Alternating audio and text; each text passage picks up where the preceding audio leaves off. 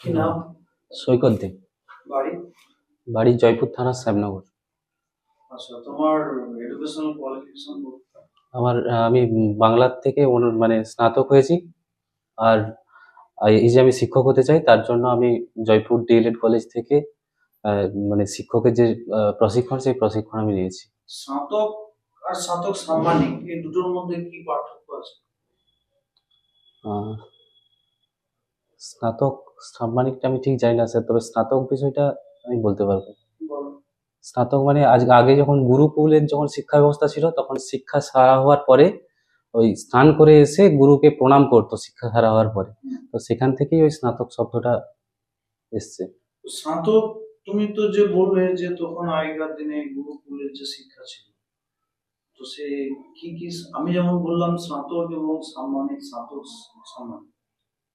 তখনকার দিনে ওই স্নাতক কথাটা, মানে স্নাতক যে উপাধিটা, কি কি দেওয়া হতো জানো? ওটা আমি জানি না স্যার। বিদ্যা স্নাতক কাকে বলে জানো? বিদ্যা স্নাতক? না স্যার। ব্রত স্নাতক কাকে বলে জানো? আমি ঠিক জানি না ওগুলো। বিদ্যা ব্রত স্নাতক কাকে বলে জানো? না স্যার। উপনয়ন কাকে বলে জানো? হ্যাঁ স্যার। কাকে বলে? উপনয়ন যখন মানে শিশুরা যখন তার মানে পৈতে ধারণ করে, হ্যাঁ, সেই যে অনুষ্ঠানটা, সেইটাকে আমরা উপনয়ন বলি। এই উপনয়ন শব্দটা আর কোথায় তুমি পাওয়া জানো? বা কোথা থেকে এসেছে? না স্যার। আমরা উপনয়ন এখনো স্বাভাবিক, তুমি এটা বললে, কিন্তু এই উপনয়নটা তুমি আর কোথায়, কোন শিক্ষা ব্যবস্থার ক্ষেত্রে উপনয়ন কথাটা বলছো জানো? হ্যাঁ জানি, ওই যে স্তরগুলো ছিল সেখানেতে একটা উপনয়ন শব্দ ছিল। ওই আর্য শিক্ষার যে শিক্ষাগুলো ছিল, মানে বৈদিক শিক্ষা স্যার। বৈদিক শিক্ষায় উপনয়ন, তার অর্থটা কি ছিল? মানে ওইখানেতে ওই উপনয়নের মধ্যে দিয়ে বৈদিক শিক্ষার কথা তুমি বললে, বৈদিক যুগে নারীরা কি শিক্ষা পেত? হ্যাঁ পেত। এমন কয়েকজন নারীর নাম বলো যারা বৈদিক যুগে শিক্ষা লাভ করেছে। লোপামুদ্রা। আর মনে পড়ছে না। আচ্ছা, বৈদিক যুগের পরবর্তী পর্যায়ে নারী শিক্ষা কতটা ধারাবাহিক ভাবে চলেছে? বৈদিক যুগের পরবর্তীকালে নারী শিক্ষার কিছুটা মানে হ্রাস হয়েছিল, তারপরে আবার বৈদিক যুগের পরবর্তী যুগটা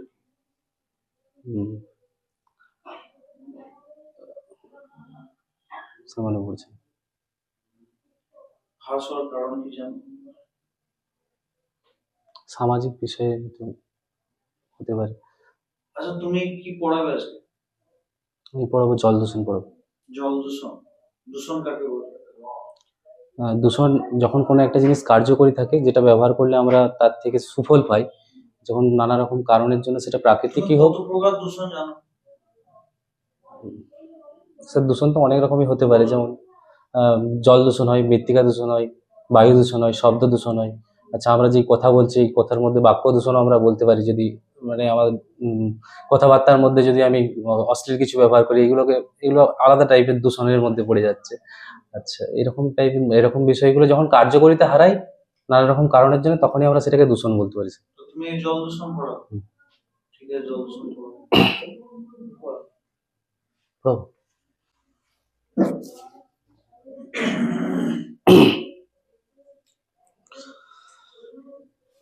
সুপ্রভাত আমার ছাত্রছাত্রীরা, না ছাত্রছাত্রীরা নয়, আমার বন্ধুরা। হ্যাঁ, তো আজকে আমি তোমাদের যে বললাম, এই যে বন্ধুরা, হ্যাঁ তোমরা আমার কি, তোমরা আমার বন্ধু। সেরকম, হ্যাঁ, এই যে তোমরা আমার বন্ধু, এই প্রকৃতির মধ্যেও আমাদের অনেক বন্ধু আছে। কারা জানো সেই বন্ধুরা? সেই বন্ধুরা হচ্ছে জল, মাটি, বাতাস, আলো, গাছপালা। তো এই বন্ধুর খুব বিপদ, কেন জানো? কারণ এই বন্ধুকে আমরা কি করছি, আমরা নানা রকম কার্যকলাপের মধ্যে দিয়ে আমরা সেই বন্ধুর ক্ষতি করে ফেলছি। সেই বন্ধু একটা গুরুত্বপূর্ণ বন্ধু, যাকে আমাদের প্রতিদিন দরকার হয়, তেমনই একটা বন্ধু হচ্ছে আমাদের জল। এই জলকে আমরা কি করছি, এই জলকে আমরা প্রতিদিন নানা রকম কার্যকলাপের মধ্যে দিয়ে জলকে খারাপ করে ফেলছি। এই জলের মধ্যে দিয়ে আমরা কি করি না, জল খেয়ে আমরা বেঁচে থাকি। জল ছাড়া আমরা বাঁচতেই পারি না।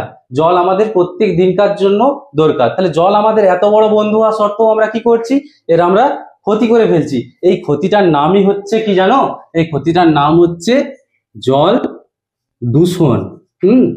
তাহলে জল দূষণ, একে বলে আমরা জল দূষণ। তাহলে জল দূষণ কাকে বলে না, যখন জলের মধ্যে কোনো অবাঞ্ছিত পদার্থ বা কোনো বস্তু মিশিয়ে ফেলছি বা মিশে যায়, তখন তাকে বলা হয় জল দূষণ। আচ্ছা, তোমাদের বই খুলো, দেখো বইয়েতে যে প্রথম ছবিটা রয়েছে সেখানে তোমরা কি দেখতে পাচ্ছ বলো তো?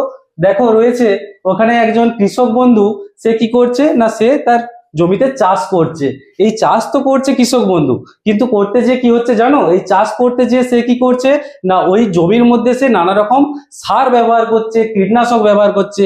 এই কীটনাশক ব্যবহার করে সে ফসল তো অনেক বেশি ফলাচ্ছে, কিন্তু তার সাথে সাথে কি হচ্ছে না, তার সাথে সাথে আমাদের জলও দূষণ হয়ে যাচ্ছে। কি করে দূষণ হচ্ছে না, এই যে ওষুধ প্রয়োগ হলো, এই ওষুধ কি হচ্ছে না, ওই ধান ক্ষেত থেকে এসে সরাসরি পড়ছে আমাদের পুকুর, নদী, নালা, খাল, বিলেতে পড়ছে। আর ওই নদী, নালা, খাল, বিলেতে আমাদের মাছ থাকে বা ওইখানেতে আমাদের জলজ প্রাণীগুলো থাকে, তাদের ক্ষতি হয়ে যাচ্ছে ওই সারের বা কীটনাশকের মধ্য দিয়ে। আচ্ছা দেখো, দ্বিতীয় ছবিতে দেখতে পাচ্ছি যে কলকারখানার ছবি। তোমরা দেখেছো কলকারখানা? আমরা যদি কলকাতার দিকে যাই, দেখবে অনেক কলকারখানা আমরা দেখতে পাই, সেদিকে চিমনি দিকে ধোঁয়া বেরোচ্ছে। দেখো ওই কলকারখানার পাশ দিয়ে একটা নদী বয়ে গেছে ছবির মধ্যে। দেখো সেই নদীতে কি হচ্ছে না, সেই নদীতে ওই কলকারখানার যে মানে দূষিত যে জলটা, নোংরা জলটা, সেই নোংরা জলটা এসে পড়ছে কোথায়, ওই নদীর মধ্যে দিয়ে। কি হচ্ছে না, আমাদের এই যে নদী, যাকে আমরা বলি যে নদী আমাদের মা বলি, সেই নদী কি হচ্ছে না, নদী জলটা দূষিত হয়ে যাচ্ছে। এরপরে কি হচ্ছে, শুধু নদী নয়, এই নদীর থেকে নদীতে হতে পারে বা অন্যান্য জলাশয়ে গিয়ে ওই জলটা পড়ে জল দূষণ হচ্ছে। আচ্ছা দেখো 3 নম্বর ছবিটা দেখো। 3 নম্বর জাহাজ আমরা দেখতে পাচ্ছি, জাহাজ। জাহাজ দেখেছো তোমরা? জাহাজ কোথায় চলে বলো তো? জাহাজ চলে হচ্ছে সাগরেতে। ওই জাহাজ কি করে জানো, ওই জাহাজ বাইরের দেশ থেকে বা অনেক দূর থেকে মানে পণ্য বহন করে, অর্থাৎ মাল বহন করে নিয়ে আসে। এই জাহাজ যখন আসে, যখন তেল আসে জাহাজেতে, সেই জাহাজ থেকে তেল কি হয়, কিছু তেল হয়তো সমুদ্রের জলে পড়ে গেল। এবার এই তেল যে পড়ে গেল, দেখবে জলের উপরে যদি তেল পড়ে যায়, তখন কি হবে না, এই যদি জল হয়, এই তেল দেখবে জলের উপরে এরকম ভাসতে থাকে।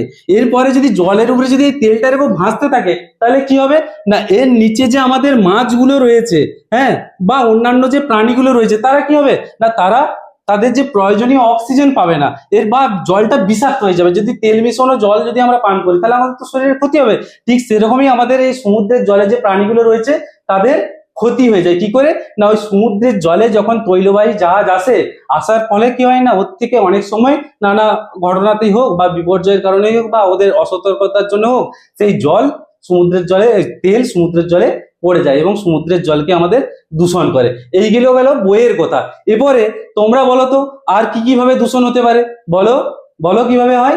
হ্যাঁ, আমরা যখন কি করি, স্নান করি, এই স্নান করার সময় আমরা কি করি, ভালো করে সাবান দিয়ে হাত পা ধুলাম বা আমাদের শরীরে সাবান ইউজ করলাম, ওই সাবান যে কোথায় চলে যাচ্ছে, সাবান ব্যবহার করলাম, ওই সাবান আমাদের চলে যাচ্ছে, সাবান ধোয়া যে জলটা সেটা চলে যাচ্ছে আমাদের পার্শ্ববর্তী পুকুরেতে। বা আমাদের যে জামা কাপড় যখন আমরা কাচাকাচি করি, তখন তাতে যে ডিটারজেন্ট, অর্থাৎ যে তার পরিষ্কার করার জন্য যে পাউডার, সেই পাউডারটা ব্যবহার করি। এর ফলে কি হয় না, ওই জল দূষণ হচ্ছে। এছাড়া তোমরা দেখতে পাবে তোমাদের পাশাপাশি, আমাদের তো গ্রামে বাড়ি, আমরা দেখতে পাবে আমাদের যে গরু মোষ হয়, সেই গরু মোষকে আমরা কি করি না, জলাশয়ের মধ্যে স্নান করাই। এই স্নান করানোর ফলে কি হয় না, ওই জলাশয়ের জলটাও দূষণ হয়ে যায়। আগেকার দিনে মানুষ তো ওই জলাশয়ের জলই পান করতো, তোমরা জানো তো, নিশ্চয়ই জানো। তাহলে সেরকম এখন হয়তো আমরা পান করি না, কিন্তু ওই জল আমরা নানা রকম কাজে ব্যবহার করি। এবার ওই জলের যে গুণ ছিল, সেই গুণগুলো আমরা কি করলাম, আমরা সেগুলো এই কারণের জন্য নষ্ট করে ফেললাম। বা তোমাদেরকে ধরো একটা আইসক্রিমের বাটি দিলাম, তোমরা আইসক্রিমটা খেলে, হ্যাঁ, ওই যে আইসক্রিমের ঠোঙাটা তোমরা কি করলে, ফেলে দিলে। কোনো কারণে সেটা যে মাটিতে পড়লো, মাটিতে পড়লে জলের পাশাপাশি মৃত্তিকা দূষণও হতে পারে, বা হয়তো গিয়ে জলে পড়লো, তাহলে জলে পড়লে কি হবে, ওটা তো প্লাস্টিক, ওটা তো নষ্ট হবে না, তাহলে ওটা কি হবে না, ওটা জলেতে দূষণ সৃষ্টি করবে। এরকম করে করে জল আমাদের কি হয়ে যাচ্ছে, আমাদের নষ্ট হয়ে যাচ্ছে। আমাদের যে প্রতিদিনের বন্ধু, যাকে ছাড়া আমরা চলতেই পারি না, আমাদের নিজের অজান্তেই হোক বা কিছু স্বার্থান্বেষী মানুষ যারা নিজেদের ছাড়া কিছু বোঝে না, তারা কি করছে, ইচ্ছাকৃতভাবে জলকে দূষণ করে ফেলছে। তাহলে আমরা কি করব, আমরা চেষ্টা করব এই আমাদের বন্ধু অর্থাৎ জলের যাতে কোনো ক্ষতি না হয়, তার জন্য আমাদেরকে কিছু কিছু ব্যবস্থা নিতে হবে। আচ্ছা ঠিক আছে, আচ্ছা তুমি বলো তো যে এই জল, আচ্ছা ধন্যবাদ।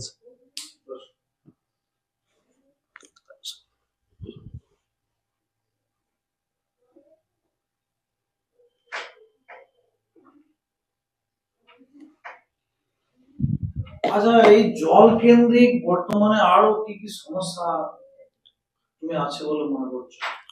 জলকেন্দ্রিক সব থেকে যেটা বড় সমস্যা আছে সেটা হচ্ছে অপচয়।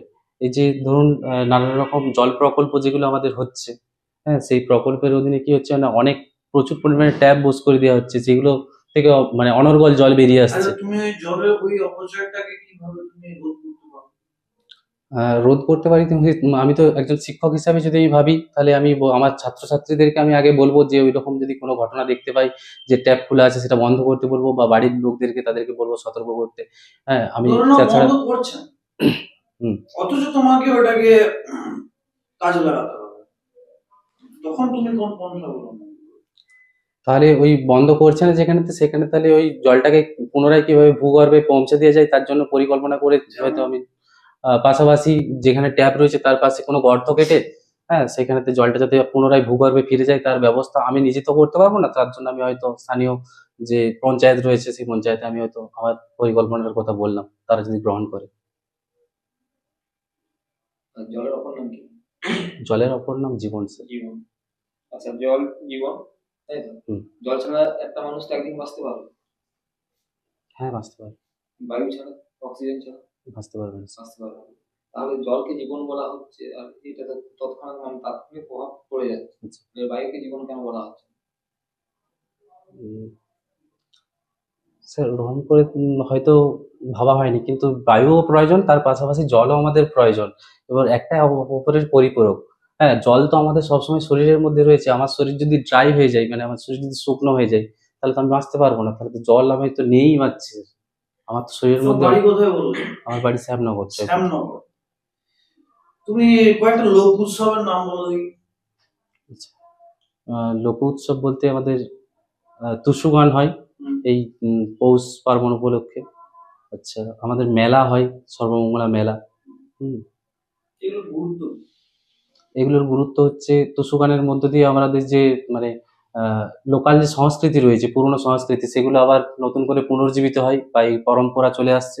আর মেলার মধ্য দিয়ে আমরা বহু মানুষ এক জায়গায়। টুসুটা মূলত, তাহলে তুমি বলছো এটা মূলত কোন সংস্কৃতিটাকে তুলে ধরেছে? লোকসঙ্গীত।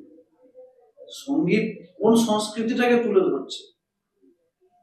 মানে এর মধ্যে কোন বিষয়টা আমরা এটা কেন বর্তমানে এর উপরে চর্চা হচ্ছে, রিসার্চ হচ্ছে, আচ্ছা, কি কারণ?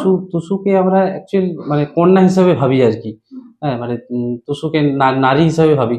তো সেই নারীর প্রতি যে সম্মান, সেই সম্মান আমাদের পরম্পরায় চলে আসছে, সেটা আমাদের নতুন কিছু তুমি নয়। গ্রামীণ মেলাটার গুরুত্বটা কি কি মনে করো? তুমি যে বললে যে মেলা, আচ্ছা, সর্বমঙ্গলা মেলা, মেলায় প্রথমত তো বহু মানুষ আমরা এক জায়গায় একত্রিত হতে পারি। তার সাথে আরেকটা যে মানে গুরুত্বপূর্ণ দিক রয়েছে, এই মেলার মধ্যে দিয়ে অনেকে মানে অর্থনৈতিক দিক থেকে ওটা বুস্ট হয়ে মানে অর্থনৈতিক দিক থেকে মানুষ তার মানে রুচি রোজগারের একটা সুযোগ পায় ওই মেলার মধ্য দিয়ে। 7 দিন 8 দিন ব্যাপী যে মেলা চলছে, সেই মেলার মধ্যে দিয়ে হয়তো কোনো খাবারের দোকান বসতো, হ্যাঁ, সেখানেতে হয়তো তার রুচি রোজগার চলছে। এটা একটা এখন বর্তমান দিনে এটা একটা প্রধান সমস্যার সমাধান বলা যেতে পারে এই মেলা বা এইগুলোকে। আচ্ছা, একটা প্রাণীর নাম বলো হুম। যে ভৌমজল বৃদ্ধিতে সাহায্য করে। ভৌমজল বৃদ্ধিতে সাহায্য করে। আচ্ছা, সব কেঁচো। জায়গায় এখন তো কমপ্লিট হয়ে যাচ্ছে। কেঁচো। কেঁচো কি করে করে? কেঁচো ওরা তো মৃত্তিকার মধ্যে থাকে। তো কেঁচো মাটিতে যখন বাস করে তখন ওই মাটিটাকে উপর দিকে তুলে দেয়, বা ওরা যখন মলমূত্র ত্যাগ করে তখন ওই মাটিটা উর্বর হয়ে যায়, যার ফলে ছিদ্র তৈরি হয়, ওই ছিদ্র দিয়ে জল গর্ত আবার করে পুনরায় ঢুকে আবার গর্ত করে বেরিয়ে আসে। যে গর্তে হ্যাঁ, সেটাতে জল ঢুকে ওটা। আচ্ছা, পুনরায় সাধু জলের শতাংশ কত, মানে মোট জলের শতাংশে কতটা হয় সাধু জল? 1%। পার্সেন্ট? 3% স্যার। 3%? হুম। আচ্ছা, সব থেকে বেশি সাধু জল কোথায় আছে? সব থেকে বেশি সাধু জল আমাদের ভৌম জলেতে রয়েছে। আর এমনি যদি বলতে পারি তাহলে নদীতে রয়েছে, ঝর্ণায় রয়েছে, পুকুরে রয়েছে। আচ্ছা, বর্তমানে যে জলের সমস্যা, হুম। পানীয় জল, এই সমস্যা মেটানোর জন্য ভবিষ্যতে যে যেটা থেকে জলের সমস্যাটা মেটানো হবে সেটা কোথা থেকে মেটানো হবে? ভবিষ্যতে মানে মেটানো। এখন যে আচ্ছা সমস্যা আচ্ছা হচ্ছে এটা ভবিষ্যতে বাড়বে, সেটা মেটানোর জন্য কোন বিকল্পের কথা ভাবা হয়েছে? মানে ওই জলটাকে যদি পুনর্ব্যবহার করি, হ্যাঁ, কোন তাহলে জলটা? আমরা যে জলটা ব্যবহার করছি, ধরুন আমি কোনো কারণে জলটাতে সবজি ধুলাম, সেই সবজি ধোয়ার পরে যে জলটা হলো সেই জলটাকে হয়তো আমি বাথরুমে ইউজ করতে পারি। পানীয় জল হিসেবে। আচ্ছা, পানীয় জল হিসেবে। আকাশের জলটাকে এখন বর্তমানে ধরা হচ্ছে তার বিভিন্ন ছাদেতে বা কোন রাজ্যে এটা আগে আছে? ওটা তামিলনাড়ু। তামিলনাড়ু। তাহলে তুমি যে একটা কথা বললে যে জলের মধ্যে অতিরিক্ত পুষ্টিমূল্য সঞ্চয় হচ্ছে, হুম। তাই তো, দিয়ে জলটা দূষিত হয়ে হুম। যাচ্ছে, শৈবাল, এটাকে কি বলা হয়? ইউট্রোফিকেশন বলে। এরপরে বলো তুমি তখন বলো। বাংলায় স্নাতক।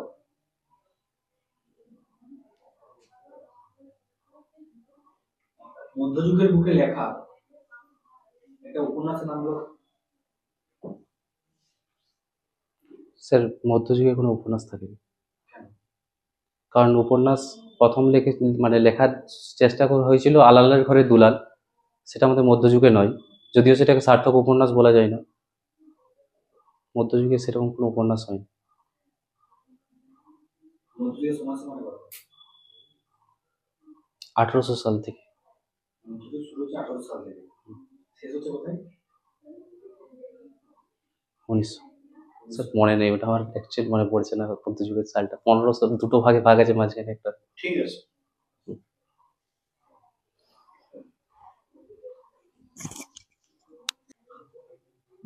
মাইক্রোফোন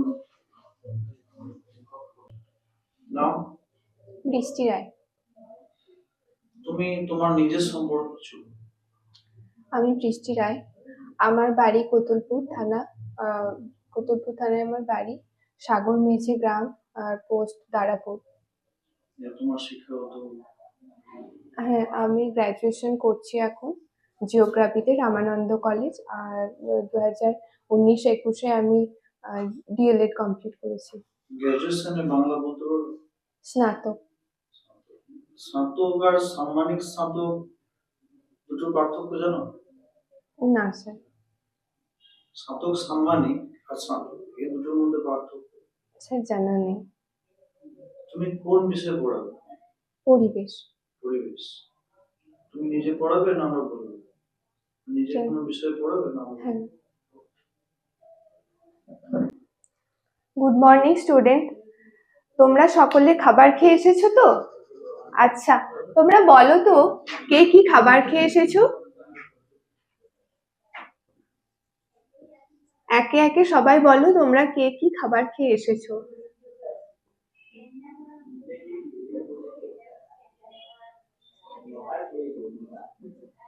হ্যাঁ, ভাত খেয়েছো আর সবজি। আচ্ছা, আর তুমি কি খেয়েছো? মাছও খেয়েছো। আচ্ছা, তাহলে আমরা এগুলো কোথা থেকে পাচ্ছি? হ্যাঁ, গাছের থেকে তো আমরা পাচ্ছি, সবুজ উদ্ভিদের থেকে আমরা পাচ্ছি, মাছ পাচ্ছি নদী থেকে বা পুকুর থেকে। কিন্তু আসলে আমরা এগুলো কোথা থেকে পাই? বলো, তোমরা বলো সবাই মিলে। হ্যাঁ, পরিবেশ থেকে। আসলে আমরা এগুলো সমস্ত কিছুই পাই পরিবেশ থেকে। আজকে আমরা শিখবো বা জানবো যে আমরা এই খাবারগুলো যে খাই, সবুজ উদ্ভিদ, হ্যাঁ, গাছপালা, পশু পাখি যারা আছে, মানুষজন কিভাবে একে অপরের ওপরে নির্ভরশীল হয়ে আছে।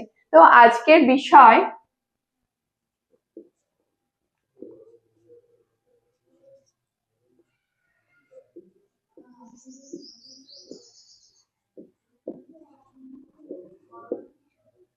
সবাই খাতা পেন বের করো।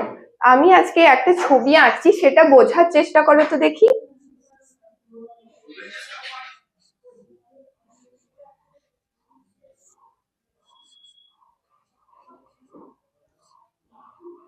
কেউ কথা বলবে না।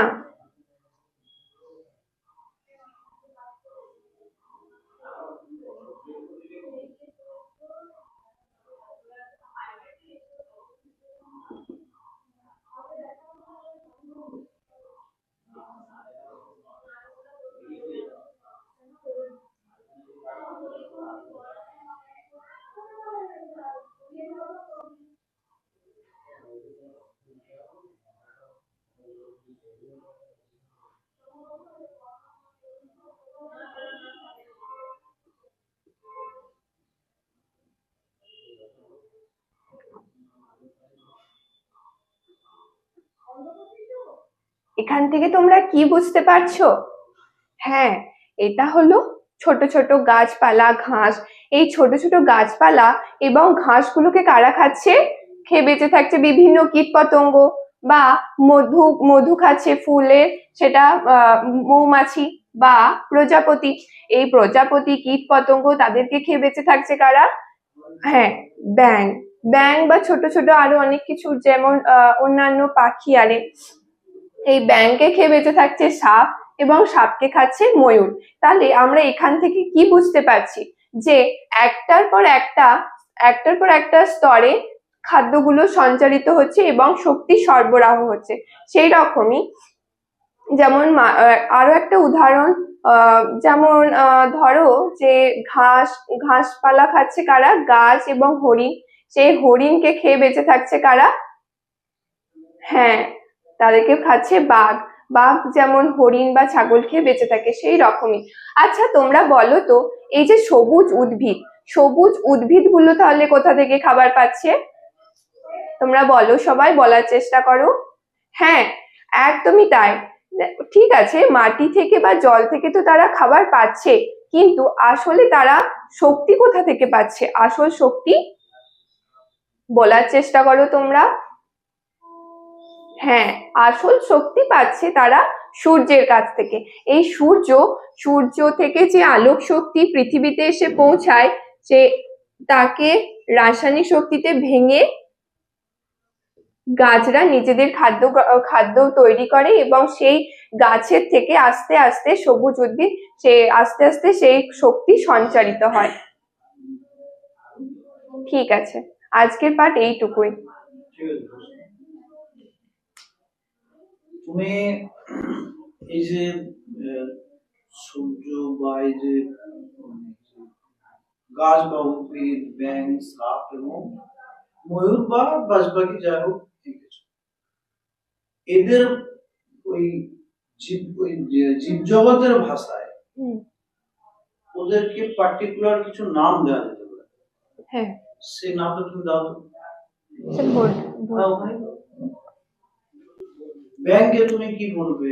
সাপটাকে কি নামকরণ করা যেতে পারে সেটা?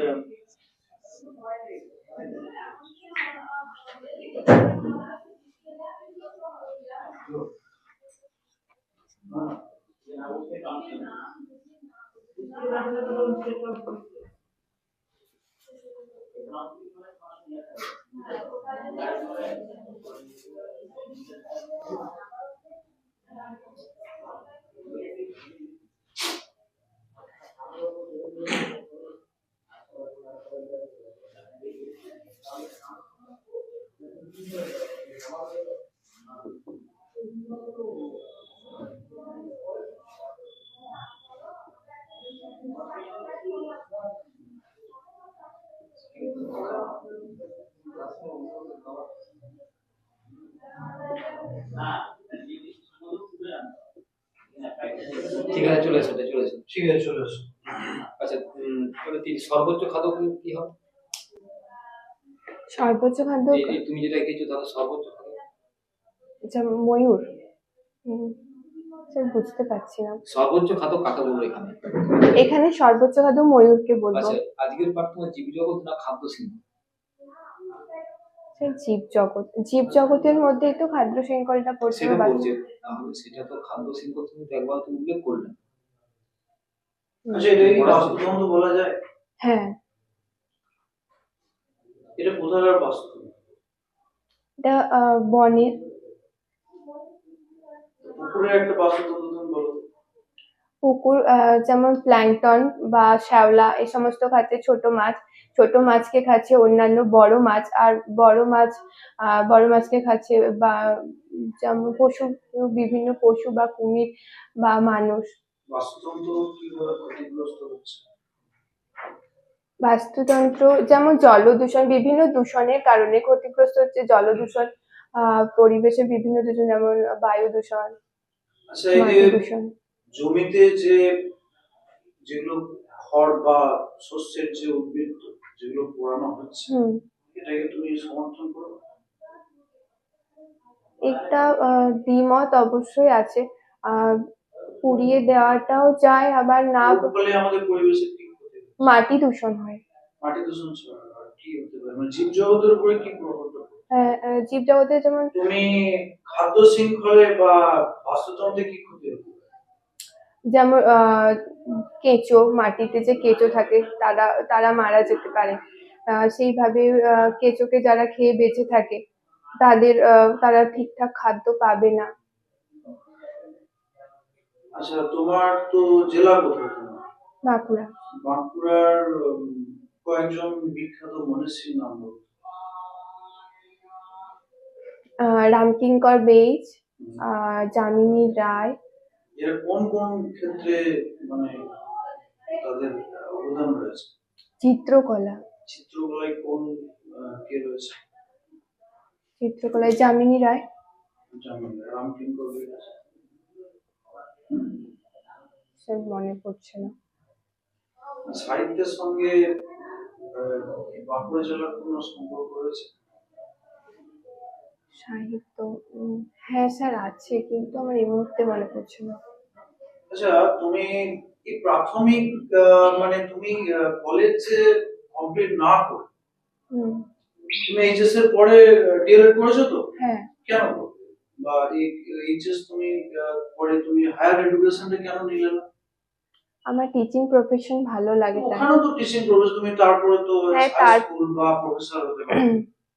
এখন তো স্যার গ্রাজুয়েশন করছি, এবারে পরবর্তী পড়তেই পারি। তুমি কেন প্রাইমারি টিচার হতে চেয়ে তুমি এইচএস এর পরে তুমি ডিএলএড করলে?